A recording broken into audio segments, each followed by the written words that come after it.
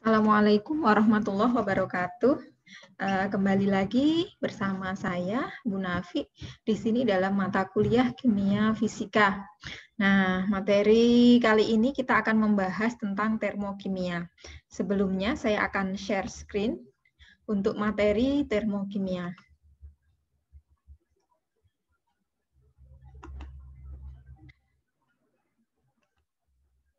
Nah, di sini untuk termokimia itu sendiri adalah cabang dari ilmu kimia yang mempelajari hubungan antara reaksi dengan panas. Apa sih hal-hal yang perlu dipelajari dalam termokimia? Yang pertama adalah perubahan energi yang menyertai reaksi kimia. Kemudian reaksi kimia yang berlangsung secara spontan dan reaksi kimia dalam kedudukan kesetimbangan. Kemudian untuk reaksi eksoterm dan endoterm tentunya, yang namanya reaksi kimia ini ada reaksi eksoterm dan endoterm.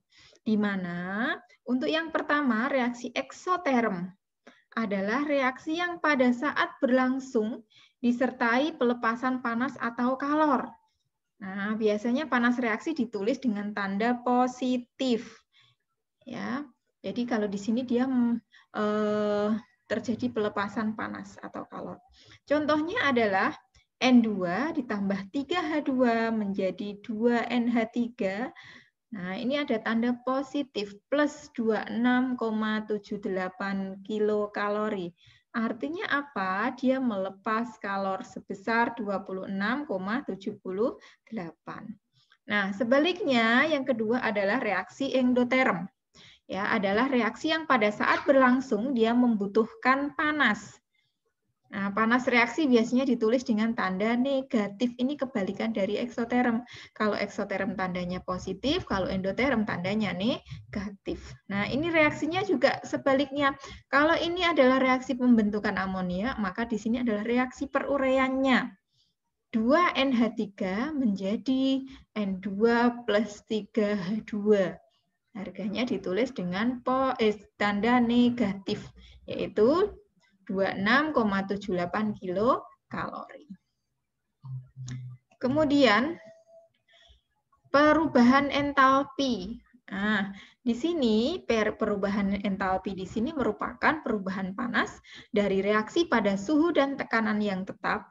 Ya, artinya pada saat T dan T tetap, yaitu selisih antara entalpi zat-zat hasil dikurangi entalpi zat reaktan, atau selisih antara entalpi produk dikurangi reaktan sama. Jadi delta H sama dengan H hasil dikurangi H reaktan. Hasil itu yang di sebelah kanan panah. Kalau yang ini di sebelah kiri panah. Nih. Untuk perubahan entalpi. Kemudian di sini perubahan entalpi pada saat reaksinya eksoterm. Semisal di sini ada reaksi P plus Q menjadi R, ini reaksi perurean, reaksi pembentukan. P plus Q menjadi R, nah nilainya adalah plus X kilokalori. Nah, P dan Q di sini adalah zat awal atau reaktan. R-nya adalah hasil reaksi, X besarnya panas reaksi. Nah, menurut hukum kekekalan energi, maka isi panas P plus Q sama dengan isi panas R plus X kilokalori. Sehingga H, ya, entalpi dari P plus Q sama dengan HR plus X kilokalori. Nah, jika dibuat selisih atau perubahan entalpi yang terjadi, maka HR ya, dikurangi dengan H P plus Q sama dengan min X kilokalori. Kenapa? Karena ingat tadi perubahan entalpi adalah H dari hasil dikurangi H dari reaktan. Hasilnya kan di sini R. Reaktannya kan P plus Q. Maka HR dikurangi HP plus Q sama dengan min X kilokalori. Sehingga dapat disimpulkan bahwa perubahan entalpi untuk reaksi eksoterm delta H sama dengan min X kilokalori. Ya, jadi harganya sama dengan kalori yang tadi awal, ini kebalikannya. Sementara untuk yang perubahan entalpi pada reaksi endoterm di sini R peruraian R menjadi P plus Q min X kilokalori.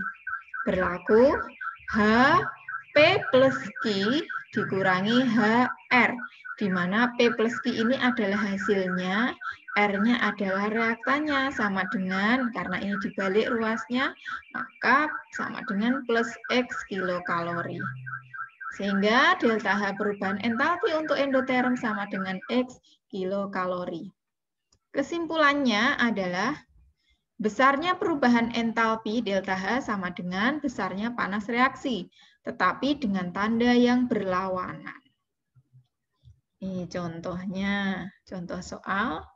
Hitung entalpi perubahan CH4 menjadi CO2 dan H2O pada temperatur 298 Kelvin.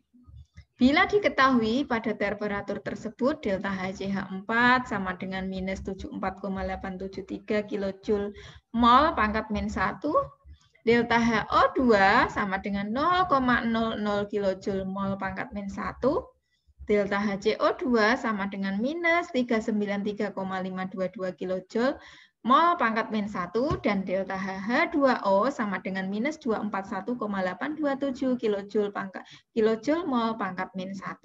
Nah, yang perlu kita ketahui adalah reaksinya dulu, ya. Jadi dari hasil reaksi kita lihat bahwa perubahan entalpi CH4 menjadi CO2 dan H2O berarti dia mengalami reaksi pembakaran. Artinya apa? CH4 plus O2 menjadi CO2 plus H2O. Baru kita setarakan dulu reaksinya. Ya. Nah, ini perubahan entalpi yang terjadi adalah CH4 plus 2O2, ini kan plus O2, nanti koefisiennya disamakan, menjadi CO2 plus H2O. Nah, C di sebelah kiri 1, sebelah kanan 1. Oke. H di sebelah kiri 4, di sebelah kanan yang tadinya H2O. Nah, maka di sini dikalikan 2 supaya hanya 4. Sekarang kita lihat jumlah O-nya. O-nya di sini 2 ditambah 2, 4. Di sini O2 kali 2. Sehingga koefisiennya sudah setara. Sehingga untuk mencari perubahan entalpi, maka H hasil reaksi dikurangi H reaktan. Hasil reaksinya adalah ini. Ya, berarti delta H sama dengan H. Nah, CO2 ditambah 2 kali H2O, koefisien berpengaruh ya. Dikurangi H reaktannya apa? CH4 ditambah 2 kali O2. Sehingga kita masukkan dari harga yang tadi. Ya, untuk masing-masing hanya sama dengan minus 393,522 ditambah 2 kali minus 241,827 dikurangi minus 74,873 ditambah 2 kali 0,000. Sehingga delta H sama dengan minus 802,323 kJ kali mol pangkat min 1. Sehingga di sini delta H-nya ketemunya adalah tandanya negatif. Nah, apabila tanda negatif di sini menunjukkan bahwa reaksi di atas merupakan reaksi eksoterm. Ingat ya, eksoterm tandanya kalau untuk perubahan entalpinya minus, tapi kalau untuk kalornya plus, jadi kebalikannya. Sehingga reaksinya adalah eksoterm. Biasanya kalau eksoterm dia nanti reaksinya jadi panas. Kenapa? Karena dia melepas kalor. Nah, sekarang penentuan perubahan entalpi. Penentuan perubahan entalpi selalu dilakukan pada tekanan dan temperatur yang tetap. Untuk reaksi tertentu dapat ditentukan dengan yang namanya kalorimeter. Jadi kalorimeter di sini untuk menentukan, jadi alat kalorimeter yang digunakan untuk perubahan entalpi, menentukan jumlah kalornya berapa sih. Tuh. Kemudian di sini untuk perubahan entalpi delta H, ya, yang pertama, jadi reaksi tersebut harus reaksi dalam larutan. Kedua, reaksi gas tidak mengalami perubahan koefisien antara sebelum dan sesudah reaksi. Contoh, pada perubahan dari 12,425 gram karbon menjadi CO2 pada suhu reaksi yang semula 30 derajat Celcius terjadi kenaikan sebesar 0,484 derajat Celcius. Ya, kenaikannya sebesar ini, berarti nanti jadi berapa derajat ya? Nah, apabila panas sejenis kalorimeter 200 kilokalori per derajat, berapa delta H tiap mol karbon yang dibakar? Nah, ingat pembakaran pasti melibatkan O2, maka karbon dibakar berarti C plus O2 menjadi CO2. C sebelah kiri 1, kanan 1, sama. O sebelah kiri 2, sebelah kanan 2, sama. Sehingga kalau reaksi pada reaksi di atas sama dengan rumusnya panas jenis kalorimeter kali delta T per mol C, mol karbon. Ingat tadi diketahui bahwa panas jenis kalorimeter itu sebesar 200. Kemudian delta T-nya perubahannya yang terjadi perubahan suhu adalah 0,484. Ya, kemudian dibagi dengan mol C. Konsentrasi mol dari karbonnya berapa tadi? 12,425 dibagi 12 sama dengan 93,414 kilokalori. Nah, pada pembakaran 1 mol C dibebaskan panas sebesar 93,414 kilokalori. Nah, karena kalor yang dibebaskan sekian, maka delta H-nya tadi yang ditanya perubahan entalpi kan? Perubahan entalpi itu tandanya kebalikan dari kalor. Kalau ininya positif, maka kalau kalornya positif, maka perubahan entalpinya jadi negatif, minus 93,414 kilokalori. Ingat, kalau perubahan entalpinya negatif, maka dia reaksinya apa? Eksoterm. Nah, sekarang masuk ke hukum Hess. Ya, hukum Hess. Bunyi hukum Hess di sini, kalau reaksi dari suatu reaksi tidak bergantung apakah reaksi tersebut berlangsung satu tahap atau beberapa tahap. Ya, kepentingannya di sini apa? Hukum Hess sangat penting dalam perhitungan kalor reaksi yang tidak dapat ditentukan secara eksperimen. Contoh reaksinya, nah kalau ya ini reaksi langsung, A langsung jadi B, maka delta H1-nya sama dengan X kilokalori. Tetapi kalau yang untuk yang secara tidak langsung, misalkan A mau ke B itu harus lewat C dulu, maka A jadi C, baru C menjadi B. Sehingga A menjadi C di sini delta H2 sama dengan B kilokalori. Kemudian C menjadi B, delta H3 sama dengan C kilokalori. Nah, kemudian di sini hukum Hess, apabila dia melalui D dan E, maka A menjadi D, di sini delta H4, sama dengan A kilokalori. D menjadi E, A delta H5, sama dengan D kilokalori. E menjadi B, delta H6, sama dengan E kilokalori. Maka berlaku hubungan, sehingga ketika ditotal, X sama dengan B plus C. Sama dengan A plus D plus E. Jadi mau lewat secara langsung atau beberapa tahap, nanti harganya harusnya sama. Ya, jadi delta H1 sama dengan delta H2 ditambah delta H3. Sama dengan delta H4 ditambah delta H5 tambah delta H6. Sehingga ini berarti. Yang tadi secara langsung gini.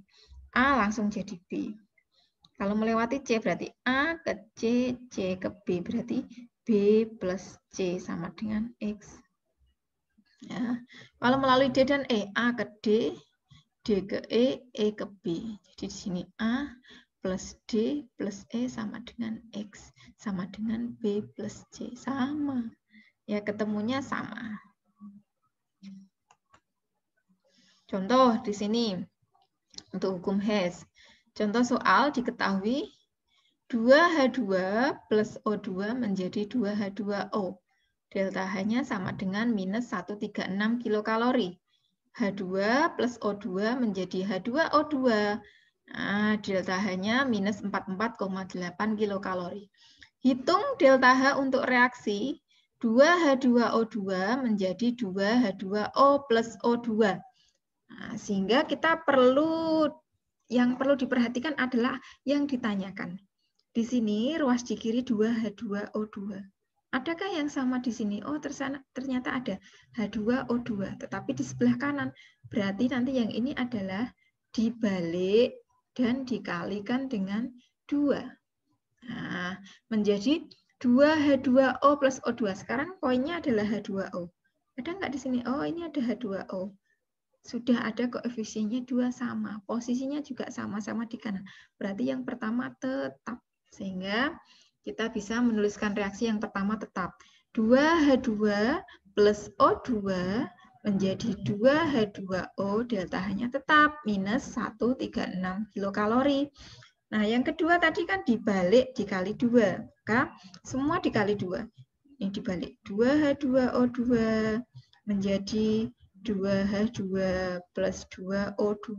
Delta H-nya pun demikian. Kalau yang awalnya di sini minus 44,8 dibalikkan jadi plus 44,8 ya. Nah, dikalikan 2 jadinya plus 89,6 kilokalori. Nah, sehingga ditambah total reaksi yang sama antara kiri dengan kanan habis bereaksi. Kita lihat ya. 2H2 di sebelah kiri ada, sebelah kanan ada, sama koefisiennya habis dicoret. O2 di sini 2 O2, berarti yang sini habis, ini tinggal 1. Sehingga bisa, nah ini kan tetap 2H2O2 menjadi 2H2O plus O2, tinggal 1 sisanya.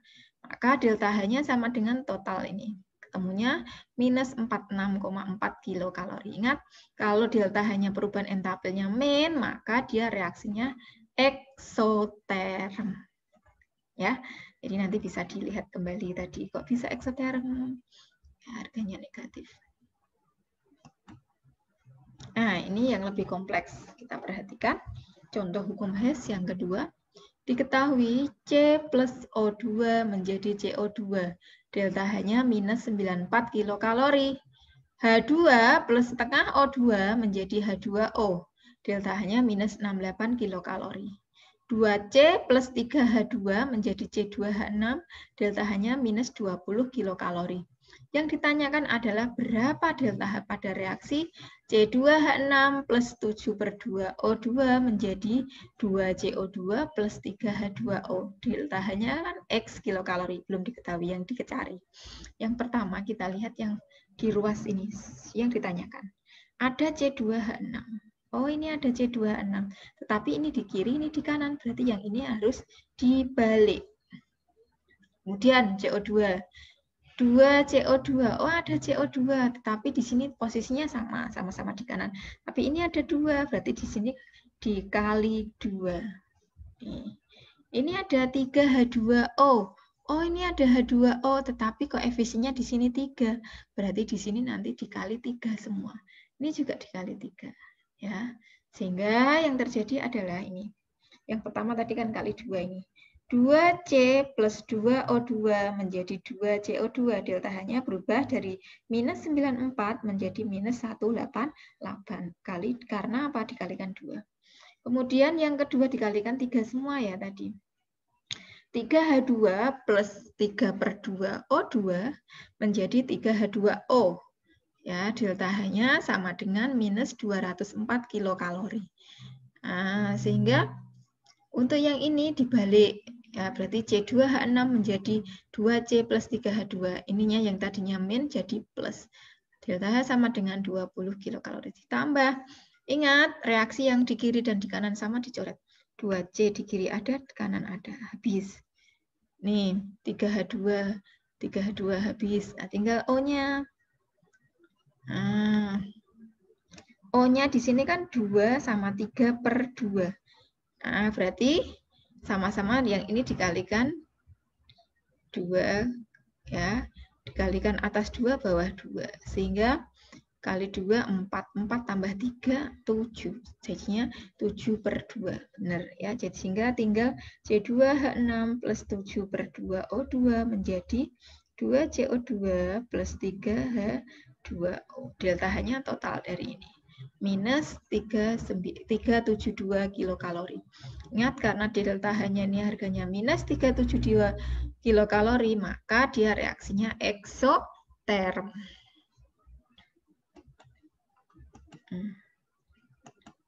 Oke, sampai di sini ya. Untuk energi ikat kita lanjutkan minggu depan ya. Semoga apa yang kita pelajari bermanfaat. Ya. Assalamualaikum warahmatullahi wabarakatuh.